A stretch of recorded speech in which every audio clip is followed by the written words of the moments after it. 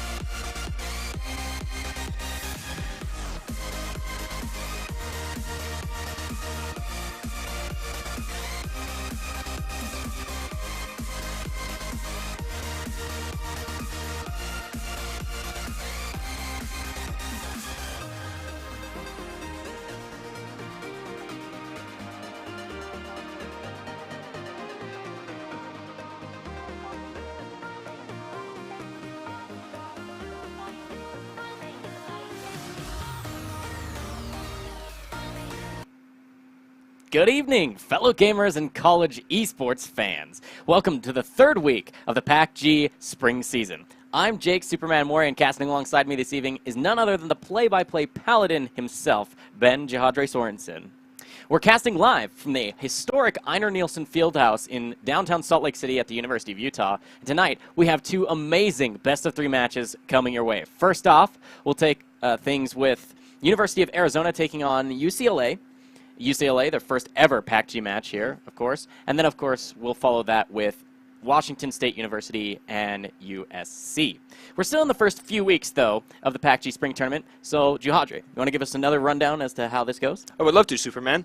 So, the PACG Spring season is actually 4 separate tournaments that are going on at the same time. There will be League of Legends, Overwatch, Hearthstone, and Rocket League.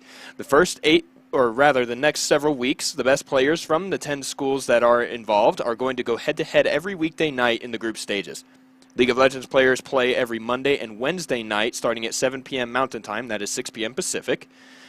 And there are 2 regions these schools are split into. There's the North and the South, and every school will face the other schools in their region in the best-of-3 matches.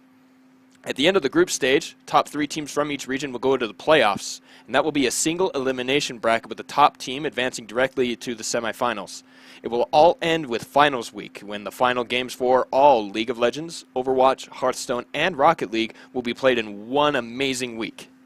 Yeah, and to give our viewers a better idea as to how that's set up to go, let's take a look at the groups for League of Legends. As you can see, in the South region, we have University of Arizona, we'll be seeing in just a moment, Arizona State University, UCLA, USC, and Washington State University. Then representing the North Division, we have the University of Colorado, University of Oregon, Oregon State University, Stanford, and the University of Utah. Yep, and so let's take a look at the schedule moving forward. As you can see, for this evening, we'll be seeing University of Arizona taking on UCLA. UCLA's first show match here in the PACG, and then later on, directly following that best-of-3, we'll see USC take on Washington State. With more League of Legends coming up on Wednesday, of course, we'll be excited to see more of that later this week. All right. I'm ready for these games. I want to get right into introducing our players, introducing the teams, and let's get these matches on the road here. We'll pull these up here for you. Here representing Arizona, we have in the top lane, the Anguished One, God the King in the jungle, Meteors running the mid lane, ADC Win with Scatman in the bot side. Yeah, and of course, for UCLA, we have Rebel Riven in the top lane. Wonder what they'll ban against that. Yeah, right. And then, of course, CDP 98 US. Oh, excuse me. I misspoke. That's one of their subs. What we have in the jungle today starting is Egric in the jungle with Batchet in mid, and then Omewamo Shinderu on, I nailed that one. Yeah, you did. 80 carry, of course, supported by Thick Daddy Flex. I love that name. I'm really impressed that you nailed it right out the gate there. Super stoked about these matches. We've seen Arizona play. They played against Washington State, who we will also be seeing. But I'm really excited to see UCLA because they haven't been on the stream so far. So it'll be nice to see what they have to bring to the table. We can then compare them to the other teams that we've seen because everyone else has played. Yeah, and Arizona, though they did fall in their match, so their 0-1 match score, we've seen them take a win in a game. And so it's not that they're not a team to speak of, right? They're strong. We've seen them play out. Meteors got ahead. ADC Wen especially was doing pretty well in the bottom lane with Scatman last time. So we'll have to see how this plays out. I'm not sure how the draft will go. I've done a little bit of research into these players from UCLA. It's their first time showing, so I don't have anything from the PACG to look at. But I've got some ideas as to what could be strong, and I'm sure you do too for the just considering we are playing on the live patch. Oh, yeah, 8.4 right now, because if you guys have been watching competitive League of Legends this weekend, all of the pro matches in EULCS, NALCS, they've been playing on patch 8.3. It's not the live match-made PvP patch that everybody plays on when you queue up for League of Legends just casually. The pro play is always about a week behind just to give that extra time for teams to get there. But when we go, then we just play on whatever the live patch is, even though we are using Tournament Realm lobbies. Yeah, and so all those AP items in the mid lane are changed, all the top lane buffs, junglers being brought back. We saw significant buffs to both Rengar and Evelynn. You know, even stuff in the support trees with the Targon's nerfs and the buffs to the Ancient Coin line, the blast cones in the jungle being taken away for the first couple of, you know, what is it, an extra 100 seconds for those outer blast cones to start spawning. A lot of new stuff, a lot of great things to see these teams adapt to out on the fly. You mentioned even the blast cone change. Like, when changes like that happen, where it's just a few second changes of like when a plant can spawn in the jungle, you're like, well, what does that matter? We actually saw it matter once. I pointed it out where it just like kind of delayed what would have otherwise been a perfect gank path, but it just wasn't there because it spawns later. So we'll have to see what other patch changes make the difference as we're just about to get into our first match here. Champion Select will be on your screen in just a little bit. Again, this is Arizona, University of Arizona versus UCLA, the Bruins versus the Wildcats. Flip that, of course. Yeah. UCLA Bruins and Arizona Wildcats. They're going to be fighting in their best of 3. So up to 3 games for this match. It's whomever can hit those 2 wins first. We'll get match on your screen here. Draft coming your way. I'm interested to see what happens for the draft here, Jihadre, because I have not seen UCLA play. I've not seen them play. This is not the same roster that they use for College LoL, the ULoL series run by C-Star League, but these are good players nonetheless. Looking at them is the high platinum diamond area for sure, and then Arizona similar up to and including the higher edges of diamond. So we'll see. Camille, first band out, answered by Sejuani. What do you make of these bans so far? I like them. We saw Camille be a huge trouble in a couple of PACG matches, in addition to the impact she has in the LCS right now. Haunter did an amazing job in the TSM game. Guys in EU were also using that to great effect. Being able to split push, fight your lane, and win it early is the reason you pick the Camille. And I think that it's a really good ban just to get out of the way, especially if you're not going to pick it. On blue side, it's a great ban. Sejuani also one of those top 3 junglers right now. She did take a little bit of a nerf back in 8.3 and didn't get rebuffed in 8.4, but we've still seen her consistently being played because she is just that strong, that those extra resistances from her passive, her ultimate being a great lockdown, all of those kind of things. Yeah, and we've seen both Zach and Sejuani spell out success for Arizona's early game. God the King very comfortable on this champion, so I like the bans coming through here. And ADC Win actually was notoriously winning early in the bottom lane.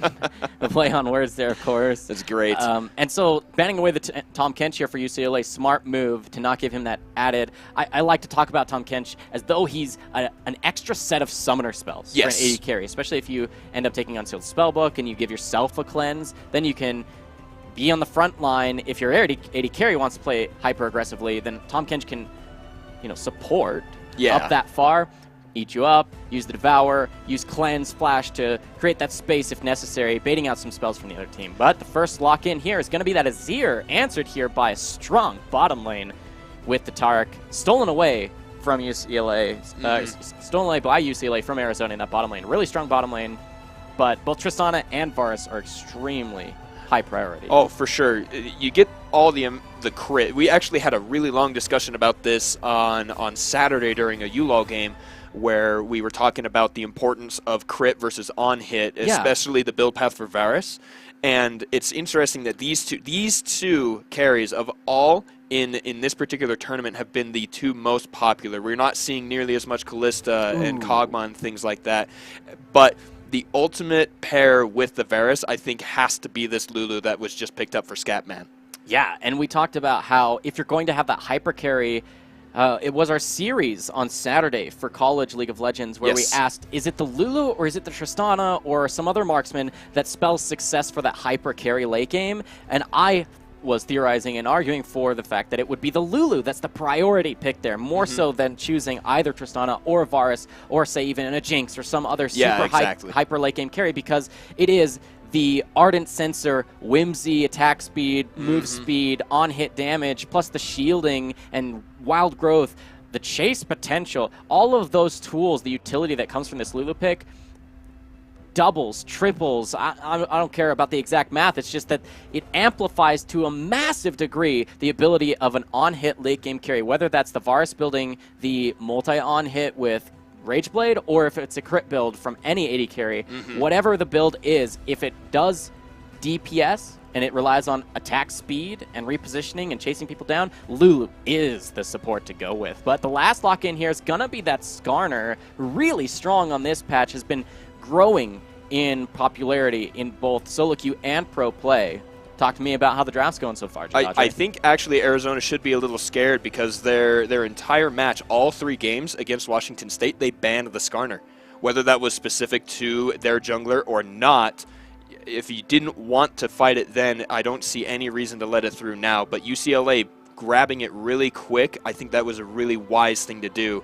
But then everything else in the bans that followed that pick, 3 top laners and only 1 mid laner, they're really trying to secure themselves exactly what we see here. That Sion pick is very, very strong right now. Yeah, it's not much left for the top lane, so they're going to pick not one of the highest priority picks to Sion, but a very strong one, and Initiation to follow up. You can only imagine that if they use those tools to engage the Skarner, the Sion, and follow that up with a Taric, how do you even get through the front line? How do you deal with that level of engage and an invulnerability with Tristana on the back line to fight you? There's no assassin yet for, if at all, for Arizona to be able to lock down or delete this Tristana on the front end of a fight. We'll have to see what UCLA goes with for their final pick, which will be mid, and it should answer the Azir. There's a lot left on the table. You can see that Orianna would be a great follow-up, I think, to this kind of engage. What do you think about Zoe? Zoe's okay, but I don't think it matches what UCLA is trying to do here. They're trying to chase down people through a long lane, or even just fighting in wide open spaces where they can chase down, whether that's fully along the river or fully down a lane. What they don't want to do is go through in small corridors, because that's where you can see Anguished One here with the Alawi pick doing very, very well. And of course, if they're in a small, tight space, then imagine Runon's Hurricane here on ADC Win. Being able to lock people down in Cataclysm should be very scary for UCLA if Arizona has their way. But I like this Ahri pick. Allows her to chase, right? She has that rush, the Spirit Rush ability, her ultimate to help her chase down, reposition, and set up these fights so that they can pick off target after target after target, because that's kind of what their composition is now built to do. It looks like a engage, and that's what it is, but the best way to take these fights to UCLA is going to be chunking down and fighting one member at a time very quickly in quick succession so that you can get the resets for Tristana focus your crowd control onto any single target. It can even be the tank, honestly, because they have just so much crowd control. Well, and especially because their tanks are Jarvan and Illaoi. Illaoi is only, like, she is beefy, but she builds mostly hit points. She doesn't build a lot of resistances. So if you can stop her from casting her ult and healing from the Q and that other spell, then she's really not going to be that big of a problem. And then Jarvan, he needs to be in the middle of you because of that Cataclysm, try and get the knock-up and everything like that. So if you can just focus either one of them down, like you said, using the crowd control that they have with the Scion, with the Skarner, with the Taric, all of that, even the Charm from Ahri renders them useless for a second or two. And so I'm really, really liking that draft from UCLA. The Ahri being the key one for me, like you were talking about. We've been talking about how the meta has been shifting with the nerfs and buffs, how during 8.2 and 8.3, the mid lane was really passive. It was the Azirs and the Ryze and the kind of roamers. They didn't really get to do much, but now we're seeing it shift over into these playmakers like Ahri, like Corki and Azir. Much more fighty, much more aggression, and better roams, I think.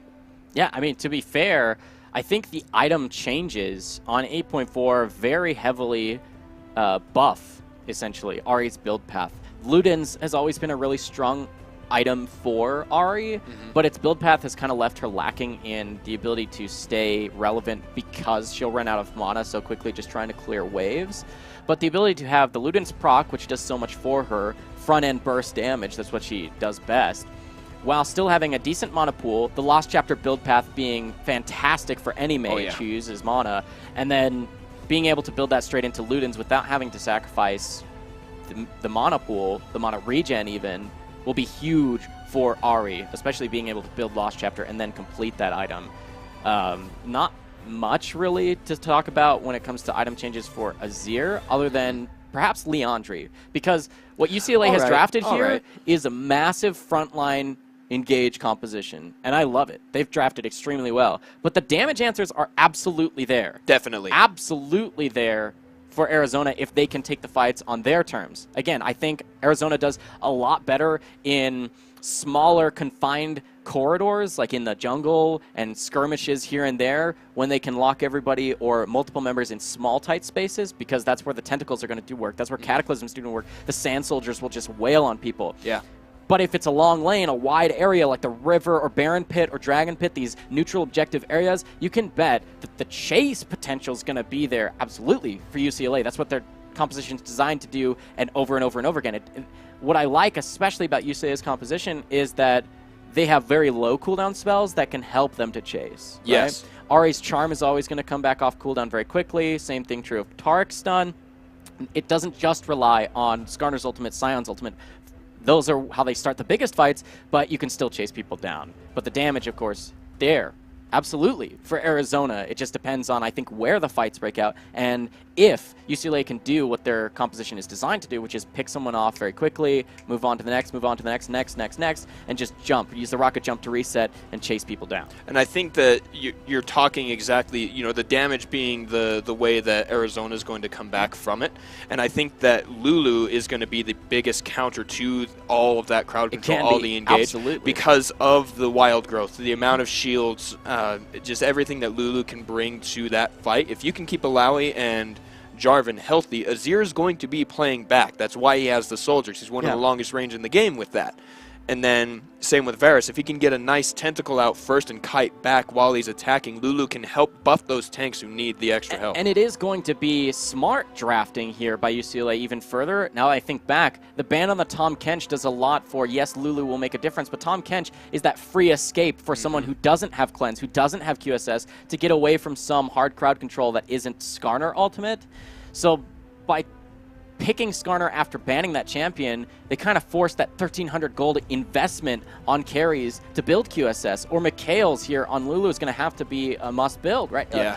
It's a lot of gold that they're going to force Arizona to end up investing into safety. Yes. And if not, it could spell disaster for these team fights. It could be the exact win condition that UCLA has built for themselves to catch one person and reset off of that. So we'll have to see how the builds come through. We're going to get right here onto Summoner's Rift for Game 1, Match 1 here between University of Arizona and University of California, Los Angeles. My name's Superman, casting along Juhadre. We've got some League of Legends action for you this evening on the Pacific Alliance of Collegiate Gamers. I'm liking the opening inventories here. We only see one stopwatch, no minion dematerializers. That means everyone is going to be comfortable in their lanes. Normally you see the dematerializers to try and shove a little bit so you can get a better roam, or if you know you're in a bad matchup, you'd use that to kind of stay even.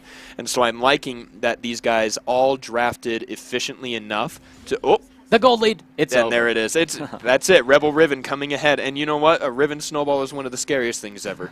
A Riven snowball on the Scion. Could be true. It's so...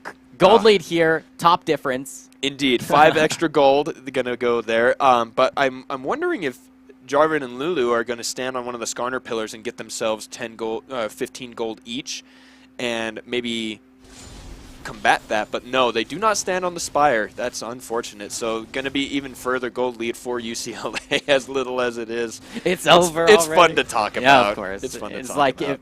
if you're a support who has a spell thief lands a spell or something like that, they get some gold early, and you're like, oh, it's over. You got the gold lead. Might as well be first blood. But good trades in the top lane. This will be a pretty close matchup. These two champions like to fight each other back and forth. It'll depend, I think, mostly on the junglers, both of which can make a huge difference here. The melee v melee means it's going to be bloody. Basic, standard jungle starts here for both junglers. Going to get that leash in the bottom lane, heading towards the top lane, but it looks like Jarvan's a lot faster moving. He might be able to get this gank off before Skarner's even close. I think he must have used the blast cone to get over into the blue pit, because he did go really, really fast. That, or he did use that EQ combo to get in there. But I like that he's pausing. He's pausing before going up there to get the Scuttle Crab, kind of secure himself that tiny extra bit of safety, because there's Skarner. He knows there's a Spire there. He knows that Ahri can push the Azir early with the wave clear on that Orb of Deception. And so good move there, getting that vision early. Yeah, and so what it will be is both these junglers will have an idea as to where the other is. So when you see that Scuttle Crab running back down, it tells you, oh, they just took it. That means Jarvan's there. It's not a Lowy. He's in full vision. So the vision from the Scuttle is going to show the Skarner. Both junglers have an idea as where they are. That means the teams will too. That means quiet jungle starts. And it really is just up to the laners to make the difference early. You can see, speaking of difference early, massive health and mana difference in the mid lane with the minions just stacking up in favor of Meteors here. This is Azir play. You can see why they first picked is so strong. He has lane priority in the push. He has a lot of pressure, even kill pressure. Imagine he'll be looking for even more trades. The Comet damage will scale fantastically with the massive amounts of AP that the new items can allow you to stack for yourself. No, is it a Comet or is it a Meteor? I mean, it is Arcane Comet, but it is Meteors using it to his own benefit. This is a college channel, so I'm sure there's someone out there who can give us the technical answer here. All right. Other good things about the Azir. I was speaking with a coach for the University of Utah, and he said, word for word, he is the strongest mid laner. This was back during 8.3, but because of the item changes, I think there weren't a whole lot of changes to his build path. But I still think he's up there in that top S-tier type picks because of the range, because of the amount of poke and everything that he has in the lane. But, the Anguished one needs to be a little bit careful here. Speaking of Meteors or Comets or the like, that's going to be the keystone of choice, of course, for Riven. As you can see, using his E, when it's off cooldown, allows him to do that. This could be a first blood. Very quickly, even. There's the flash, and the assist is going to come in for Egric. The flash way too early, but the Rebel Riven jumping forward, Egric picking that one up. Nice gank timing. Yeah, I mean, it's flash for flash in the top lane. Even if Egric wasn't there, I think Rebel Riven has the damage to just flash forward, get a couple more. Oh, but God, the King went in. They do get the knockup, but not enough damage onto Shinderu down there. Decent gank path. But unable to capitalize. No summoner spells used in the bottom lane, so it'll just kind of reset here. A little bit of damage onto Shinderu, but he'll be able to heal that back up with Fleet Foot. You can see in the top lane, teleport was used by both of these top laners to get back into lane. They're going to try farming back up. Luckily for Anguished One, if you're an Arizona fan, he didn't fall terribly behind in CS because he did choose to teleport back up, but he's going to be down that first blood gold. You can see Balmy Cinder. Oh, there's a fight here. No land on the hail of arrows, but a couple of auto attacks and a piercing arrow doing that blighted quiver some justice, taking Shindero down to half health. Yeah, and that's what the Varus is really strong for, the poke, the burst, continuous, really. It's kind of awkward to talk about burst as though it's continuous, but that's what Varus is kind of built to do. You stack up the Blighted Quiver, you use the spells to try and get that damage off, and that works with pretty much any build path you go for the Varus. But you can see Anguished One out for revenge here in the top lane. Rebel Riven did take a little bit of a trade. This is Kleptomancy on the Illaoi, which will give him bonus gold generation, might make up over time the difference in that first blood gold. But he has to stay safe. This choice to purchase a control ward, really smart to reinvest that first blood gold into vision to give Skarner a better gank path to perhaps get here onto the Illaoi that's down flash. You can see another pull. It's going to get more gold and, of course, damage here onto Rebel Riven. Skarner's on the top side of the map, though. And, you know, Rebel Riven is playing far forward because Egric is there, but I think he's being a little too close because the damage here coming from Illaoi is just super ridiculous. This is one of the reasons people don't like fighting Illaoi, is because her early game damage very oppressive, a lot like Kled, where it's deceptively high, the damage that she can deal, especially because she only has 2 hit point items. No flash, but she is level 6. She's going to heal from these tentacles slapping down. She is so durable. Oh my goodness. I just don't think you can take the— Oh no, he flashed forward with the ultimate. The stinging strike. Egric pulling her into the turret and getting another kill on the Illaoi. The minions died to the turret, giving level 6 over to Egric, and he flashes in to bring him to the turret. That was really close. I was thinking that would have been disastrous one way or another for UCLA, simply because Skarner's coming in. Even if he has level 6 at the front end of that, it's pretty scary to fight when there's already 2 tentacles set up and you have 2 melees running at you. The Illaoi ultimate can do work there. Fortunately, it doesn't work out for Arizona, and that'll be an 0-2 top lane, a couple of kills now in favor of the 2v2 for the top lane jungle matchup. Skarner's been doing work, showing up top lane right when needed. And now we can see why Arizona didn't hesitate against Washington State to ban the Skarner. And that was a point I brought up. I don't know why you wouldn't ban it if it's something you don't want to fight. And with how efficient we have seen the Skarner be in the last couple of weeks.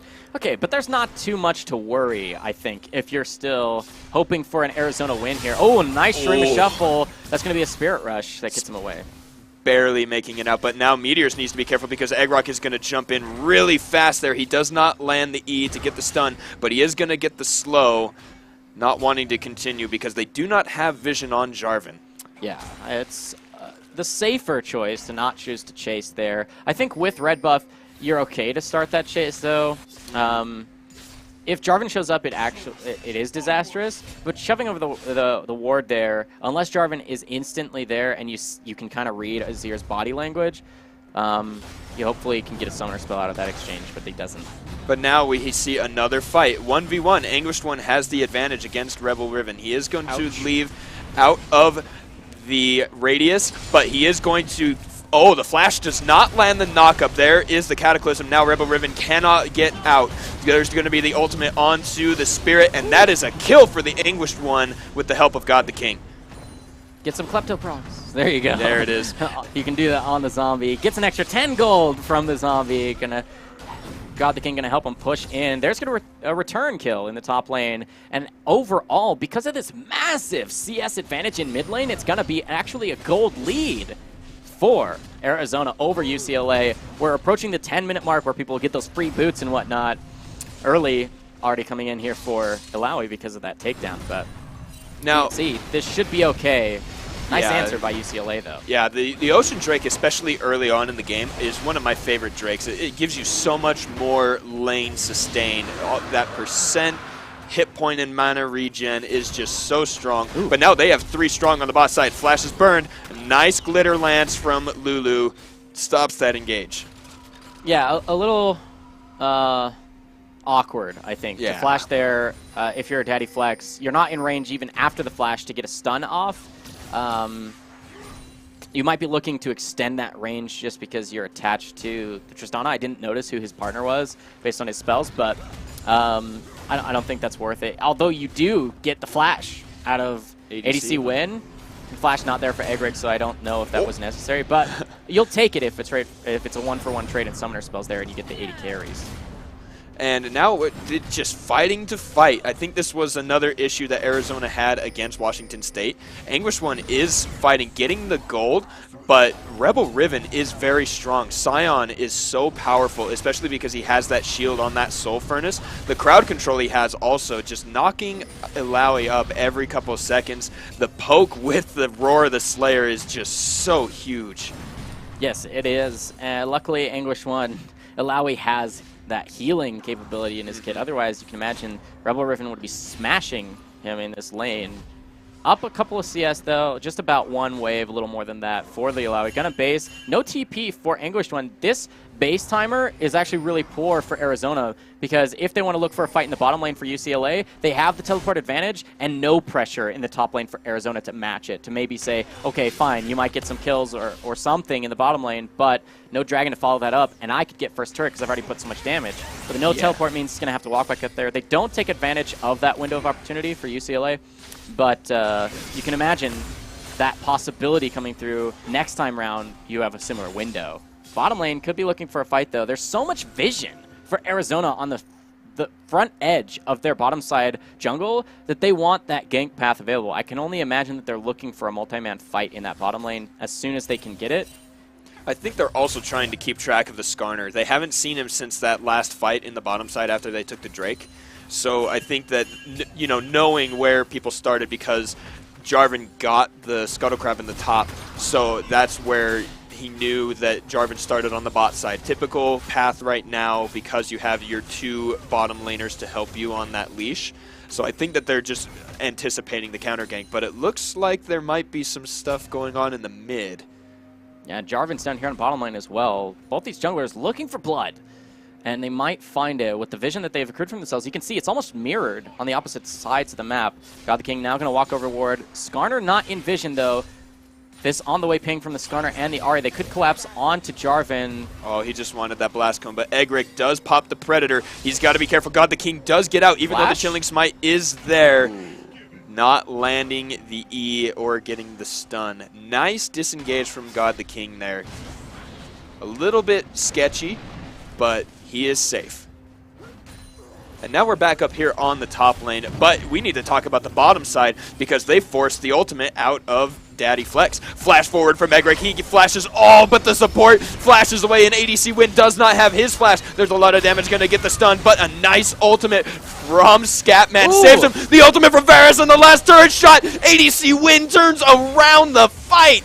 Wow, now Ahri is still here. There's a nice Spirit Rush. Instant deletion. Now Scatman is going to go down. He pops the stopwatch. He's the only one with it. There's going to be a kill for Meteors in the bot side. Emperor's Divide throws them farther away. Probably meant to hit him in the botched flash. Bad spell for bad spell. That puts it in the favor of Meteors. He does get the slow from the Conquering Sands, but is not able to follow up onto Daddy Flex. A little bit of a misclick on the Shifting Sands there. For him to pull in the soldiers and use that wall. His ultimate kind of tosses them the wrong way. I think everybody can agree on that. If he had been able to throw him back in the turret, then he might have been able to get the triple. Although there's an argument to be had where he is trying to perhaps save Lulu's life and pull them away even further, but you would hope that he would do that slightly sooner to secure that. But overall, nice rotation from Meteors. On top of his plus 50 CS advantage in mid, now he's picked up a couple of kills for himself, a kill and an assist, of course. But Luden's now completed by both mid laners, but the tier 2 boots for more roams and increased damage, of course, here, available for Meteors. Hopefully he can translate that into greater damage. I wanted to talk about this bottom lane fight one more time. Here's the replay. Then early ultimate from the Taric comes through, and then the reset gonna come in. Egric flashes in. This is where the ultimate comes through onto the Varus instead. Wild Growth held until the very last second. And then, of course, here is going to be the Chains of Corruption that roots the Skarner right at the max range, and you can see the Q comes through. That's the last hit. I think even before Lulu's auto attack actually lands, then the kill credit goes over to ADC Win. But you mentioned the nice rotation over here. This is onto, yeah, complete obliteration at that point. Shows up first, but then who shows up last? It's going to be the Azir, and diving a turret means you've got the extra damage. This is where you would hope either immediately you pull them away or you throw them back in.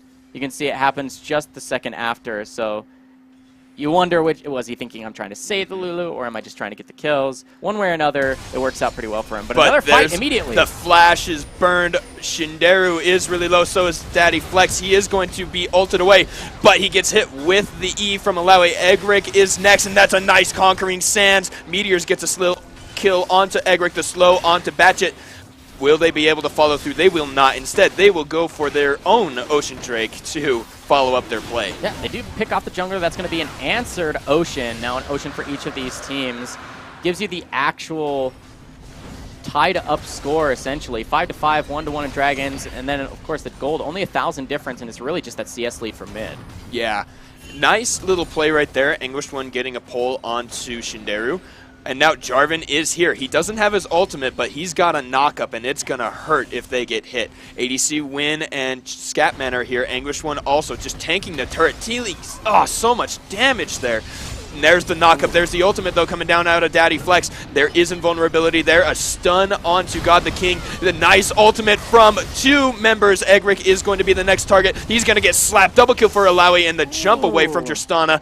But Varus goes down on the bottom side. Rebel Riven picking up his second of the game. They might try and chase him down. First turret is still available. You can see the massive wave on the top lane is going to be missed by Anguished One because he teleported down just moments ago. So that'll be unfortunate. But Tristana is the AD carry still remaining in the bottom lane. She might just walk up and, even in the face of Lulu, get first turret. It is possible that explosive shot deals a lot of damage, especially with the damage from the BF sword and the attack speed with the Zeal and her Q. It's going to be pretty intense. I think she wants to play it a little bit more safe because Jarvan did not die in the last fight either. Yeah. No flash, only a rocket jump.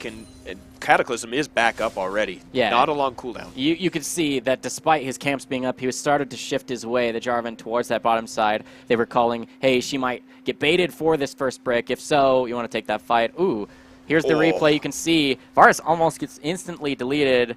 Takes just an extra few seconds to get him to fall.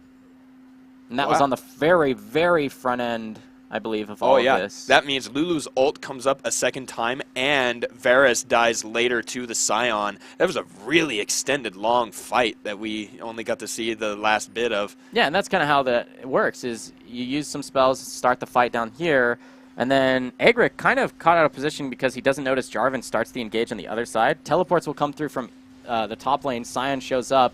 You can see shifting Sands into Emperor's Divide was a lot of damage. Nice dodge there. Yeah. Meteors with the beautiful Azir play, dodging out the charm and then getting chase.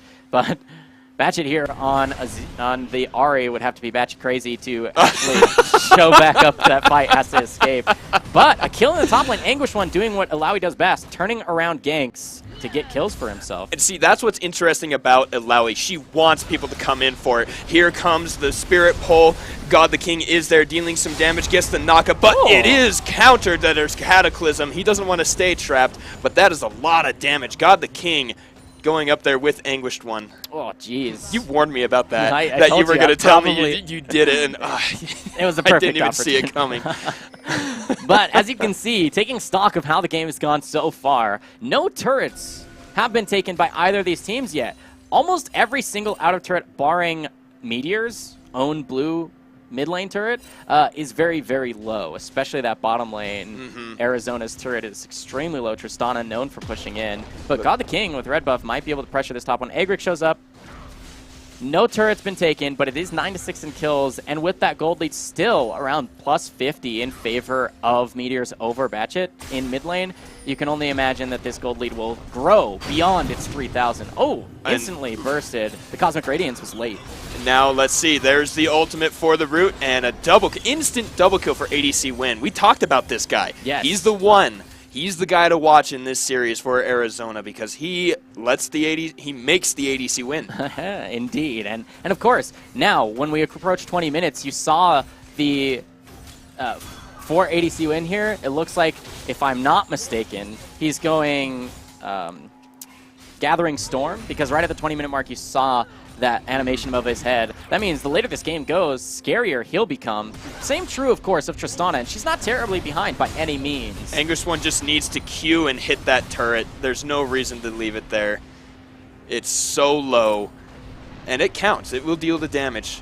Yep.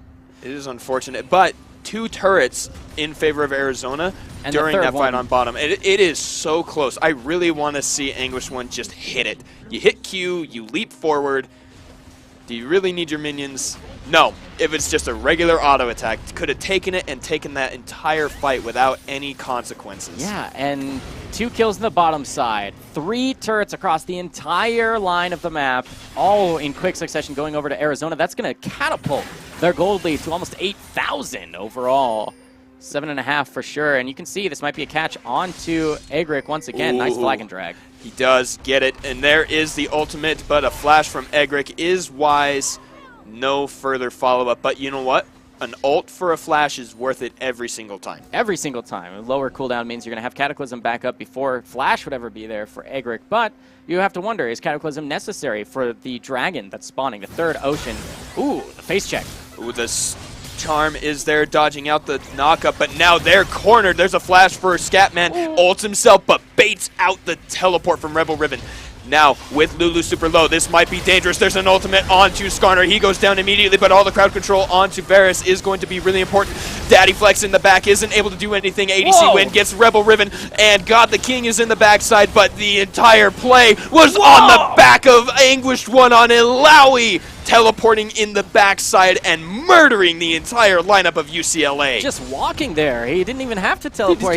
He just came straight from base because he had just taken the turret, and that's going to net them another turret, their 4th, and they might even just keep pushing. This is a cannon wave.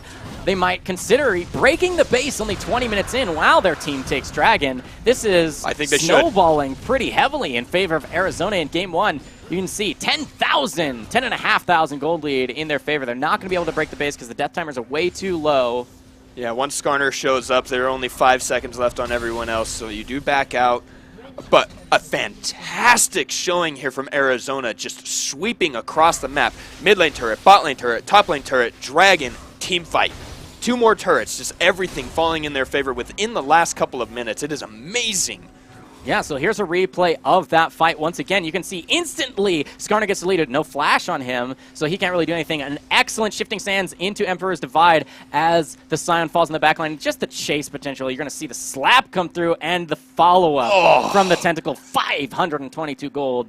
Banked into the pocket there from Anguish1. Excellent Ilaoi play. He showed up just in time to make that fight work. They might be looking for a Baron really quickly to try and sneak it. That'd be kind of crazy to do from UCLA. You do have a crit item completed on top of the Infinity Edge for Tristana, but she's on the other side of the map to help you out. Last thing I want to talk about in regards to that last team fight, it was exactly where you said UCLA didn't want to fight. The Azir soldiers, the crowd, the amount of AoE coming from Varus and the Ilaoi, it was just not even close to being a good place for them to be. I think that they're a little too far behind here to try and sneak that Baron, and they do back out, but they've got a lot of vision set up to watch it. You know, we've seen similar stories unfold, you and I casting for PACG and other collegiate matches. Ooh, the face check. Ooh, charm onto Lulu again, but a whole squad of Wildcats means they don't want to fight. There's a great knock up onto Egric. He still doesn't have a flash, and that's a Cataclysm. Another kill for Meteors.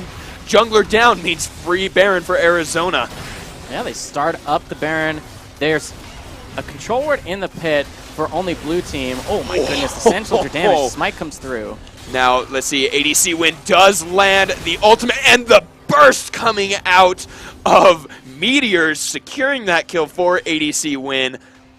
We saw that Luden's proc just decimate Batchet's hit points. And now they have 4 strong and a cannon wave to go. And nice, easy defense with the Sun Disc right behind them. And they're going to take this turret and the inhibitor. Yeah, I mean, you can see massive levels of attack speed for Azir and the Varus. all that on-hit damage just does work in those small little areas. Not being able to get those chase down fights for UCLA means the damage composition here from Arizona does work. I wanted to mention that where in many of these different matches we've been able to cast here at Juhadre, between PACG teams, ULAL teams, it seems there's a pattern of teams drafting for the late game hypercarry composition and not being able to execute simply because there's way too much early or mid-game damage drafted by their opponents. And so what you can see here is true, is Arizona have drafted a lot more early into mid-game damage than UCLA has available to them, and they're using that to their advantage to just burst out the front end of these fights before UCLA can kind of get their wits about them and take the fight on their terms and have the Tristana be able to DPS people down. But all is not lost here for UCLA. This is scary to be down so much gold this early.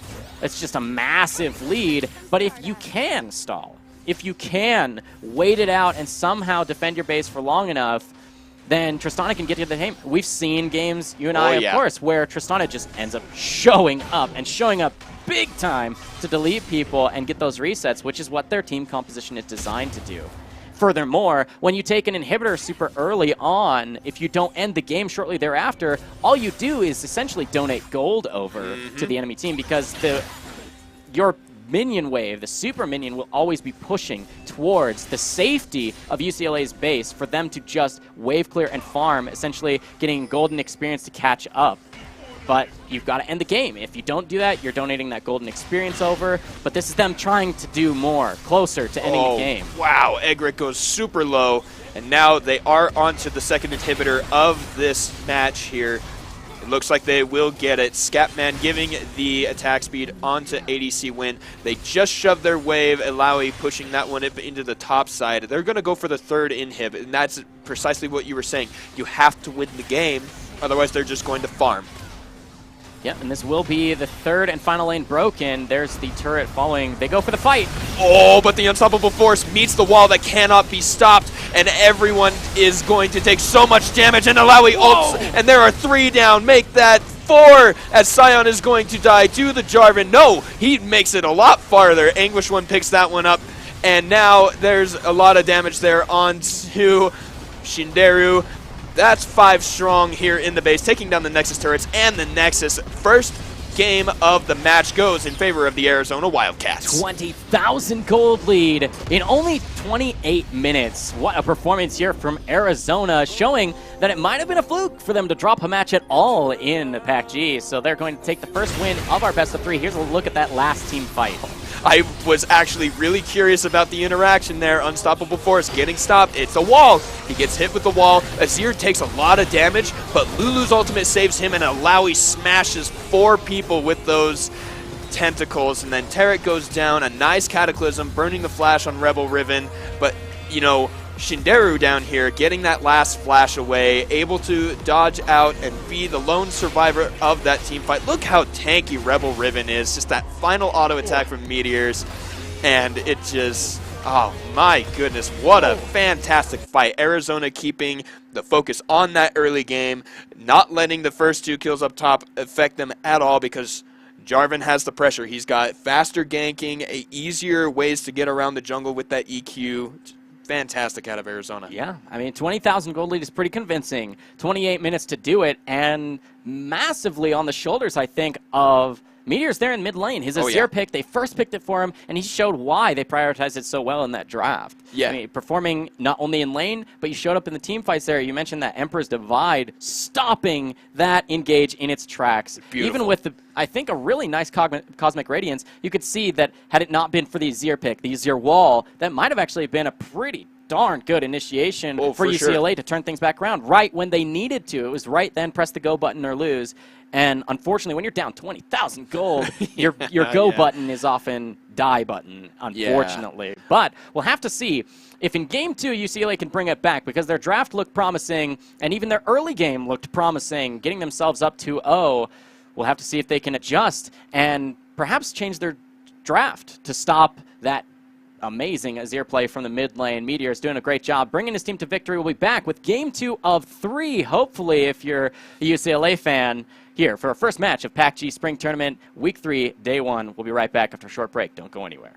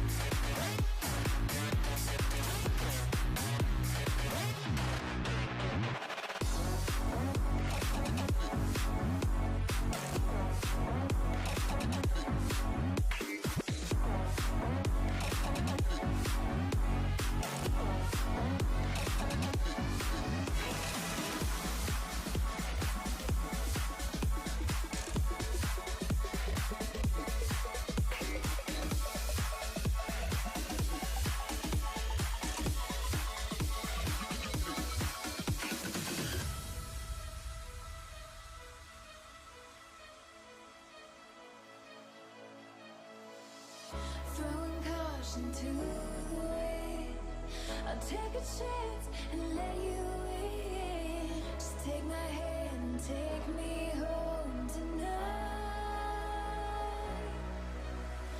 We defeat all impossibilities. Yeah, you and me will take our hearts and run free into the wild.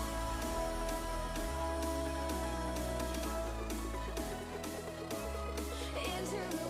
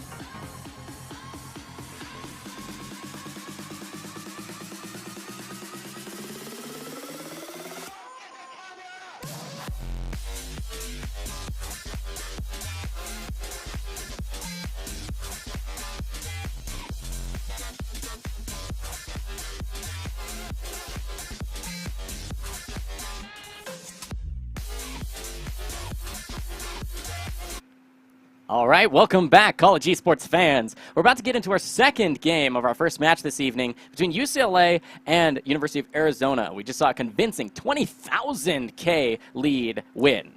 Yeah, 20,000. No, you said 20,000 K. That's 2 million. Oh.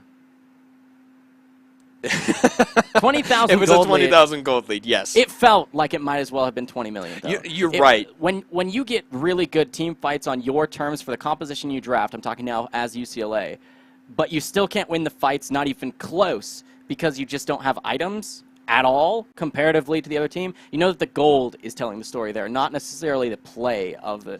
But speaking of micro play, there were some really sweet moves we saw from Azir that game. Beautiful. We talked about Azir coming a little bit closer, or back rather, from that that stint in the mid lane where it shifted from the fight, not really fighters, but the team fight mids to the roaming supportive mids like Galio and Talia and stuff. And Azir showed exactly that. He was able to follow the roam on Ahri after already being 50 CS up. That's like 3 kills worth of gold. You know, in the early parts of the game, 15 CS is equal to about 1 kill. So he got the lead, he followed the roam, he got the kills on the bot side, and he just dominated all those other fights down on the bottom side near the Drake. We'll have to see if they ban out Azir now, because Arizona's mid laner played it so well. If UCLA bans it, we'll see if Meteors can do just as well on another champion, or if it was really just the champion being in his favor. Azir, the most played in Season 8 by Batchet, but not with that good of stats. So you would hope that, I mean, he was spamming that Ahri. I was really excited to see it. Oh, yeah. He had been spamming the Ahri in solo queue recently with extremely high win rate, performances, really nice KDAs. Looked like he's carrying every match in his recent match history, but it just didn't come through here, getting outclassed, I suppose, just by the Meteors here on Azir. So maybe you ban that out, you give him the Ahri still, maybe he pops off like he's done in solo queue. Yeah, that's what I was just about to say. The thing is there is no reason to think UCLA is out of this match. No, not at all. They, like you said, it was gold telling the story near the end of that game. It wasn't anything to do with the player's skill, except maybe choosing where to fight and when. It's just that that snowball that happened after Azir got that kill and assist on the bot side, and all the extra items he got from his CS lead, and then the consequent fights afterward, down by the Drake, getting the Emperor's Divide to put Skarner right back into Jarvan, those kind of things.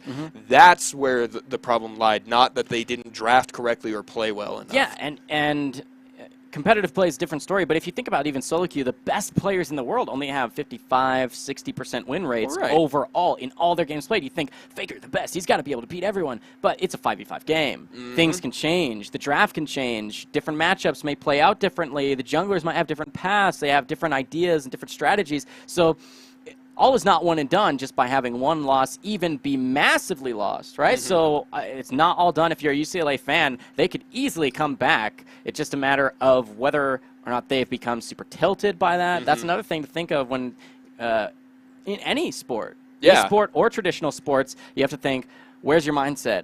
Psychologically, are you ready to take the competition? Are you ready to bounce back from any sort of loss? You know, if you're playing basketball and quarter one didn't go your way, do you come back for quarter two, or do you just lose it from there and, you go cold? You can always come back for a hot streak.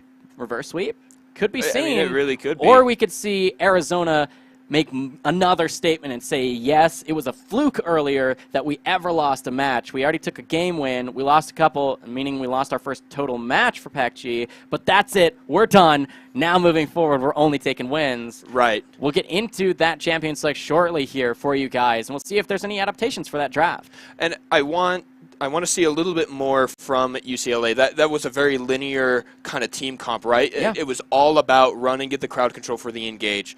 And so I wonder if maybe they need to diversify a little bit, go a little bit broader on their pick, maybe start a little bit earlier with a pick like Kalista to shove the lane or something like that, because they were behind. Yeah. Tristana got pushed into her turret, which seems backward considering she has the explosive shot and just kills minion waves. Yeah, and we'll have to see if the adaptations come through for this draft, like you mentioned, Juhatre. This is, again, Game 2 of a best-of-3. Could go to Game 3 if UCLA can take this one, or it's match point for Arizona. The first bans come through. There's the Azir. They don't want to see Meteors on it again. Camille, the same ban for Arizona comes through, though. And I think a lot of that has to do not just with the power of the champion itself, but if you're not comfortable fighting Camille, and anyone on your team, if any one of the 5 on your team is not comfortable fighting Camille, get it out of there, because it is a nightmare if she gets ahead. Absolutely. They're going to ban away the Janna here from Scatman. And they did that last game, too. Yeah, it's a really nice choice if ADC Win is going to try and carry from the backline. He didn't really have to last game, but he was definitely the right champion to do so, with Lulu, of course. And his performance was really good, too. Janna, a really good champion for that. Lulu, I would love to see a Lulu ban, too. They banned out the Jarvan, God the King, good performance last game. I would like to see either Lulu picked or banned away, picked in the first phase, banned in the second phase, if you're going to try and go for that. But something else to bring up, we have to notice that CDP 98us is 98us. I get it. He's in the jungle, and Kizuku on the support role. We have 2 substitutions there on UCLA, and so Arizona now needs to kind of change their draft too, because it's not going to be the same players. You know, you need to think different support strategies, different jungle strategies, and so they keep it relatively the same. And I do stand corrected. UCLA banned the Tom Kench last game, and Arizona banned the Janna, but they're both there, and now we see Sejuani locked in.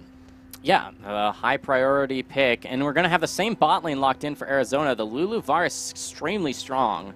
So definitely enough damage to take down the tanky Sejuani, but if you get caught, you got caught, and you might be able to get taken down. We'll see if UCLA drafts more of that frontline initiation, backline carry, but like I mentioned near the end of Game 1, if you don't have that damage there at the front end to actually just catch people out and burst people when you do get the catches that you're hoping for, that could spell disaster for a re-engage from the other team, and you're out of position, you've used your spells, everything's on cooldown, you're kind of caught out of position.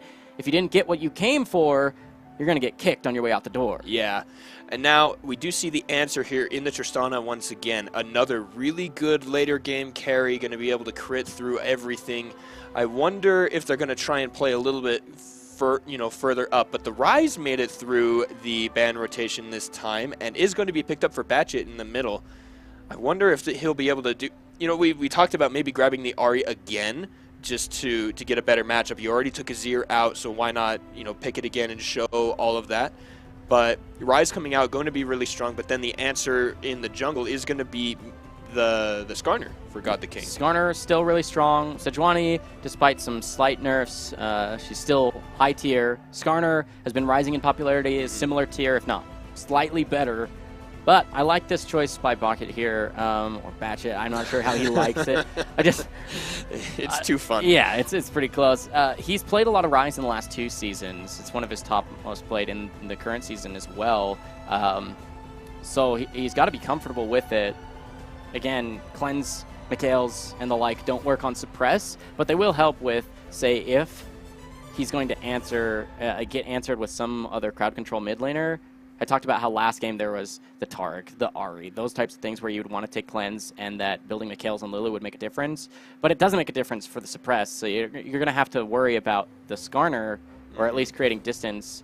Although Rise can self-peel decently well. You're just going to have to see him playing safe and at least creating vision for himself. Well, with his cooldown so low, do you think that maybe he might be picking up that Rylai's that just got buffed? Gives it got 10 extra AP on it, and didn't they change the build path as well with the Lost Chapter, or was that one left out? Yeah, it's not a Lost Chapter on the Rylai's. I don't think you build Rylai's on Rise simply just because you mentioned his cooldowns are so low. That means your root is almost always up. Like, it's up occasionally. Oh, so you don't need to worry about the slow. Yeah, you don't need to slow people because you just keep them locked down in place. You really just want sense. more of the mana, which many items have now been buffed to be perfect for mana stacking champions, one of which is the Cassiopeia. I've wanted to talk about this champion for a while, hoping it would come out at some point. You can see Cassiopeia's build path has been massively buffed a billion times over, it feels like, with the changes on 8.4, where now you have 3 Lost Chapter items, all of which are going to have 400,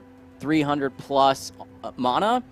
And of course, the tier item now into Archangel Staff is so much is actually the highest, barring, of course, Death Cap, is the highest AP Lost Chapter type item, even if you haven't had a single stack on your tier. Yeah. So if you just complete the item randomly, you're going to have bonus AP around the neighborhood of 92, whereas there's 90 on the Ludens, which would be the what most people would say is the go-to early game.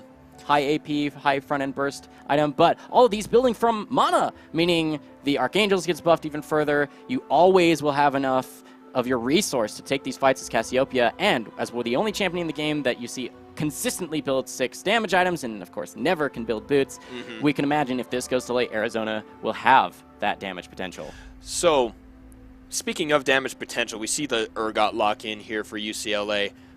Urgot sucks to fight.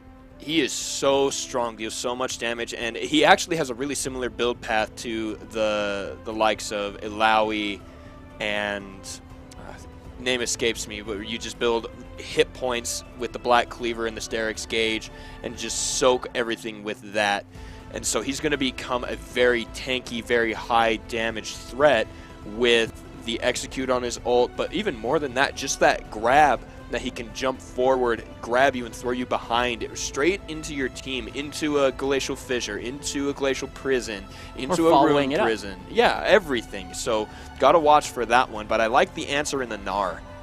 You got that range to kind of fight him and stay back a little bit. The good news here for UCLA fans is they've got a lot more damage this time around from their composition. Even Sejuani can have surprising amounts of damage onto squishy targets. Yes. So if you can take the fights in the places that you want. I'll say it again. UCLA can be set up for success here. They have a lot more chase potential, though, a lot more front-end burst damage than they had in their last composition.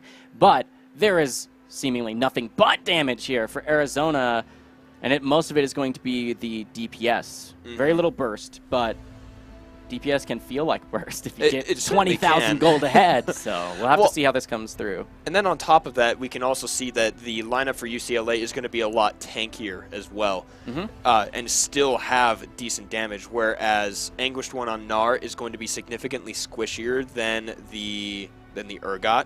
And Skarner, even though the build path is mostly tank and he's got that shield on his W, Sejuani, extremely durable. And so, you know, those two are matched, and then Braum versus Lulu in terms of tankiness. The ult from Lulu is effective, but Braum, we've seen the extra resistances he gets, and the unbreakable shield just stops so much damage. And so I wonder if the consistent damage will even be enough to break through that tanky line. We'll have to see. A lot of damage you mentioned can get blocked by that unbreakable. Even some key ultimate spells could be blocked by it. It's not a projectile that comes through from Cassiopeia, but all of her follow-up damage is, so you have to imagine that some of that could get blocked out. If you throw up that Unbreakable right before the Petrifying Gaze comes through, you can be blocking all sorts of incoming projectiles from the Cassiopeia, from the Varus to try and follow up, even the Lulu trying to Glitter Lance to keep people locked down in place. All of those spells will get blocked by Unbreakable. It's one of those spells that some people consider maxing even before Winter's Bite, just to keep people safe behind it. Stand behind me, right? Yeah. Stand behind Braum. It is a huge strategy, and especially if the damage is the win condition here for Arizona, then UCLA's answer with the Braum could make a huge difference. We're about to get onto Summoner's Rift in just under a minute here on that spectator delay. It's going to be game 2. Match point could be for Arizona, and they've drafted enough damage to do so. Similar composition to last time. DPS for mid, DPS AD carry, fighters in the top and jungle, and then of course the Lulu coming through again to keep the safety there for their composition. I imagine they play it similar to how last game went, and if they do it the same, they should be able to catapult themselves into a quick game 2 win. But UCLA has changed up their draft enough, and I think in the key ways, to give themselves the tools they need to answer that. Yeah, and that's, as you were describing Arizona's win strategy, you know, that aggression, that damage and everything like that, in my mind I said, well, I think that's why they drafted 3 tanks. They did exactly what they needed to do. Without knowing what Arizona was going to lock in, they still wanted that extra front line. They wanted the extra hit points. They wanted the resistances. They wanted the Braum to protect their Tristana. I think that he's going to be doing better than the Taric. Taric had the shield and a little bit of armor, and then his ult, it was all very conditional, whereas Braum, there's no condition other than, am I in front of you? Yeah, and I'll be watching closely in the mid lane, because I want to see if Batchet has his wits about him now that he kind of got trounced, right, by the Azir pick. They banned it out now, forcing the Cassiopeia to come through. Very similar play style, very similar damage style here from the Cassiopeia as the Azir was, but a little bit different laning phase, and the Ryze might be able to answer that and feel a lot better. If Batchet can, you know, stand on his own 2 feet against Meteors, who was just dominating last game, laning phase into mid and late even, just the whole game through. Yeah, it was a really, that may really spell something out very different here for UCLA, and as a caster, I'm excited to see that come through. I imagine that you can. You've got your whole team behind you saying, it's fine, shake it off game 1, we're here into game 2, let's go. You don't need to get tilted, you don't need to focus on what happened last game, just learn from it or think about what you can do differently, and just keep that in mind moving forward. But if everything just kind of fell out, that's the other thing I kind of like to mention, is when you lose so seriously, so deeply, such a gold lead that just feels so bad that you can't really learn from it other than just be like, well, we got trounced. Yeah. Then it seems like it should even be easier in my mind to shake it off, to be like, okay, that was funny, right? Like, yeah. Oh my goodness, really? We got trounced that hard? All right, well, reset, next, you know. I'm with you there. A lot of Korean solo queue goes like that, where if something goes terribly wrong and it's such an insurmountable lead and it just feels so bad, then rather than keep yourself stuck in a game that feels that bad, you just say, all right, next, and they move on. It's something you see common if you ever watch Korean solo queue players. They just say, next game, right? So So this is the next game. We'll get right here onto Summoner's Rift. Again, this is going to be Game 2. University of Arizona versus University of California, Los Angeles Meteors, the one to watch here, who popped off on Azir last game, now forced onto the Cassiopeia because of the Azir ban. Will he be able to put out the same level of pressure he did in Game 1, catapulting Arizona to a 20,000 gold lead victory? It is interesting to wonder because he was exactly that. You know, the first lead for Arizona came from the mid lane.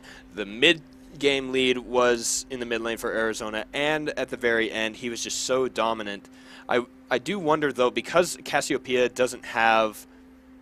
Well, okay, I guess you're right. It is going to be a lot more similar than I originally thought. You know, the poking with the Sand Soldiers is going to be just like the Twin Fangs. The ultimate is just this really wide range, stop you from doing things ult. And they're going to be trading minion aggro the exact same way because of the recent changes to how that gets procced. Yeah, looks like just a quiet farming of the mid lane. Standard jungle starts a little bit slower because those champions don't clear as fast as the Jarvan does, but we'll have to see what the choice is. Meteor is able to get the reset on the E. There's that interaction with Corrupting Potion because it is a poison stat. Then she's going to be able to get the reset on the E moving forward, even at level 1. But now level 2 early comes through. This could be a chase. Tower's too close. Yeah, and especially because you don't want to give the lead that you had up. You know, you want to stay forward. Something interesting, the Fleetfoot on Gnar. Can you explain that one to me versus the Aerie? I'm trying to think as to why you would want it so badly over the Aerie. The Aerie, generally stronger. There's other things in the sorcery tree that just go well for Gnar, and there are the main reasons why you would choose that spell. What the Fleetfoot does do for you is bonus attack speed in lane. You don't, depending on what your secondary tree is, you might not have the bonus AD. It'll actually make last hitting a lot harder, but what it does give you is the sustain and a little bit extra move speed every so often to help you perhaps maybe abuse the range advantage or escape a gank or something like that. I'm not exactly sure. It's something that I would love to have even asked him about why he decided to go for that. I haven't ever seen, at least not in my recent memory, I haven't ever seen the Fleetfoot on the Gnar. Press the attack in the precision tree is one that I've seen people go if they're not going to go the sorcery Aerie.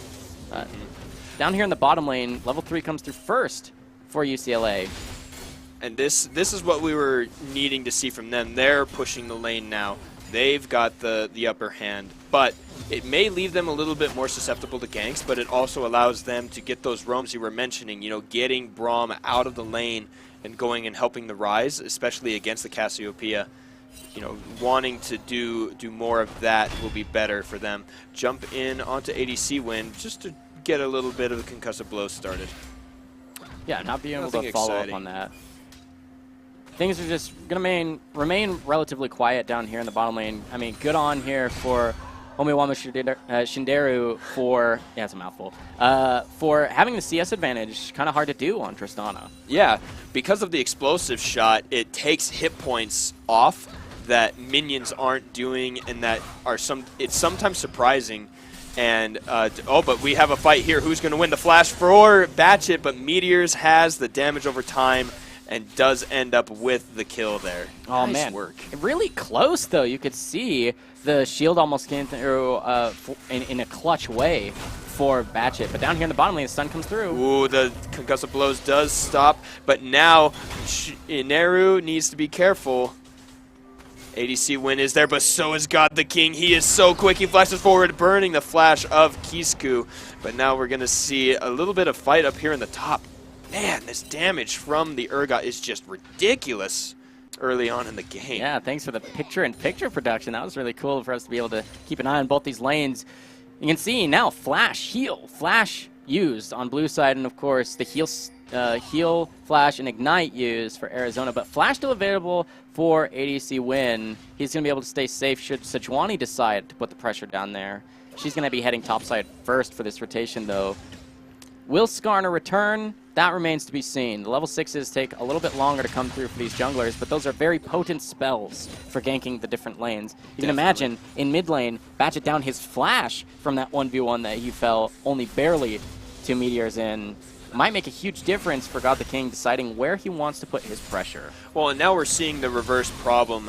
When we saw Arizona play against Washington State and in game number 1, it just looked like they were fighting for the sake of fighting, not really having a reason or anything to come after the fight. But then we saw that little skirmish in the mid lane. Maybe Batchett just took a little bit more than he could handle. That AoE DOT that Meteors has. Ooh. Speaking of damage, and there's the suppression, and Rebel Ribbon picks himself up a kill, but God the King is there, not able to land the stun. No level 6. No, and the Sejuani's slow. close too. Sejuani wants to come back around, only level 5, but God the King smells it, sees it coming from that Tri-Brush, and decides not to go further in onto Rebel Ribbon. Nice play from the Urgot here early on in the game. Yeah, Rebel Ribbon getting himself a solo kill. Flash for flash was used, but that's going to give him a decent amount of gold in his pocket. You can see the gold relatively equal. Nice sidestep there from Batchett. With the good gank path, Sejuani's in mid lane. Meteors is in trouble, gets hit with the root, but a nice petrifying gaze there. Flash forward, burns the flash of Meteors. The Realm Warp is going to go in just to bait, gets the stun, and Batchett gets him kill back onto Meteors. Nice gank assist. Yeah, really good direction there. Forcing the flash to come through from Meteors, not able to get over the wall. I'm not sure if he was trying to. It looks like he did just look to flash for distance instead of over the wall, but you can imagine he might have been able to escape because Batchett wouldn't have been able to follow so easily. Started the Realm Warp, might have been able to choose where to go, but and nice gank path. That was a really cool trick when I want to say it was Echo Fox did it against TSM a couple weeks ago, where you cast the Realm Warp in a certain direction and then go the opposite. No, sorry, it was Perks. It was Perks in EU that did that one, and it confuses people. You know, if you have 2 ways to go and you have to pick, you normally don't want to go where the Realm Warp is, and then the Rise mind games come out where you just run at them the opposite direction. So well played there by Batchett, getting the kill right back. Excuse me, still behind on the CS, but now another engage here. God the King gets Kisku, and they do pick up the kill. Scapman picks that one up for himself. Yeah, it's too bad they didn't donate that over like Sejuani had done for Rise in that mid lane gank. But that'll even up the kill score to 2-2. Just a bonus gold in favor here of First Blood for the Cassiopeia. She's got a decent CS advantage once again in mid lane. This is going to be an early Infernal going over to a team that scales massively with AD and AP. Well, yeah, especially, you know, not just the whole team, but most especially the Varus, right? His Blighted Cliver, when it gets procced, deals % max health magic damage, but you need the AD to make your auto attacks hurt simultaneously. You end up building the Wit's End, which deals magic resist, which means your magic damage is going to deal even more damage based on that AP you're getting from the Infernal Drake. It is just all sorts of good stuff for Arizona right now. Yeah, but really, really close. I mean, there's not really a lead for either of these teams. And when you consider how much top lane is smashing here for UCLA, it makes you less worried about the small CS difference, couple of waves or so, 3 waves for Arizona in mid. But Meteors, I said he's the one to watch, and I still stand by that. He got himself that solo kill in First Blood in the trade 1v1, but despite falling to the gank from the Sejuani, he's still maintaining his lead, maintaining his pressure in that mid lane. He doesn't have the same kind of roam pressure that the Rise can, but you can see he's trying to at least get some vision or look to roam top lane, because the Urgot just has so much priority in top lane to just shove Gnar in, which does open him up to being ganked because he's so far up, but of course that denies CS under turret, makes it harder for Gnar to last it, and means he can roam should he choose to, with teleport coming up in just imagine 20 seconds, 30 seconds or so. But even the kit, the Urgot kit, is just so strong in that he gets a shield, he has the dash away. I think is that one a skill shot or is that a targeted, his dash, Urgot's dash? I want to say it's a skill shot. Well, it is. The dash is, and you have to land. If I remember correctly, you have to land your ability first. Then the rework on the Urgot is a little awkward for me. Yeah. All I know is if I'm low, dodge the ultimate. Yeah, no joke. Kidding. And of course, dodge his skill shot. Speaking of ultimates there, that looks like a Chain of Corruption used. Kazuku needs to be careful here. He has his own Glacial Fissure and does not get slowed by the Glitter Lance, but takes a huge chunk from the Blighted Quiver Piercing Arrow combo. ADC Win pushing them back out, and with his own lead now, only about 3 CS, but remember he was behind about 10 earlier, was he not? 5? Yeah, it was about a single wave, 6 or so, 6 to 10 in favor of UCLA. Tristano had that lead, and then now Varus with the extra pressure has been able to match that, get it back to close, even. You'll see Tristano matching those numbers shortly, but CS leads for mid lane and a little bit in bottom lane here for Arizona, but massive in favor of UCLA for top lane, about the same difference as mid lane is for Arizona, but this is full on in vision. Rebel Riven looking to get caught out. The ultimate is available. He does get stunned, but Batchet does follow. I would have gone for it, I think, because Nar's already roaming down. I really think Arizona should have pulled the trigger on that. But good news for the UCLA Bruins in that case, because they do not get collapsed on. They don't end up in a... And even on top of that, he was so close to Mega Gnar. I think that would have been the best engage for Arizona right now. Could have been. Ooh, this could be a fight, though. Gnar into the wall. Anguish One trying to deal the damage, but Rebel Riven just deals so much with those knee shotguns over on the bottom side. Omu Shinderu, I should say, does pick up a kill. Sejuani down there to give the assist. And now Skarner joining them there. But that's another kill for UCLA coming back after that first game. Yeah, despite its tied CS numbers, a good gank path from Sejuani. She was sitting on that controller for a while, ended up getting that.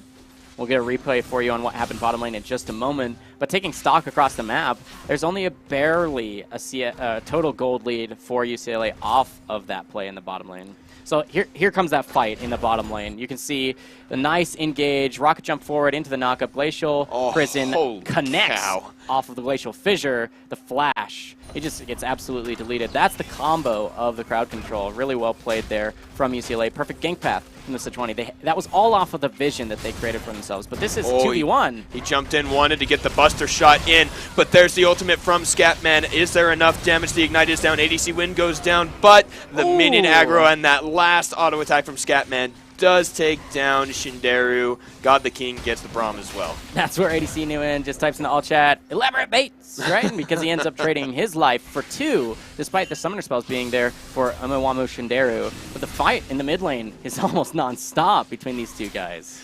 And it's great to see that, right?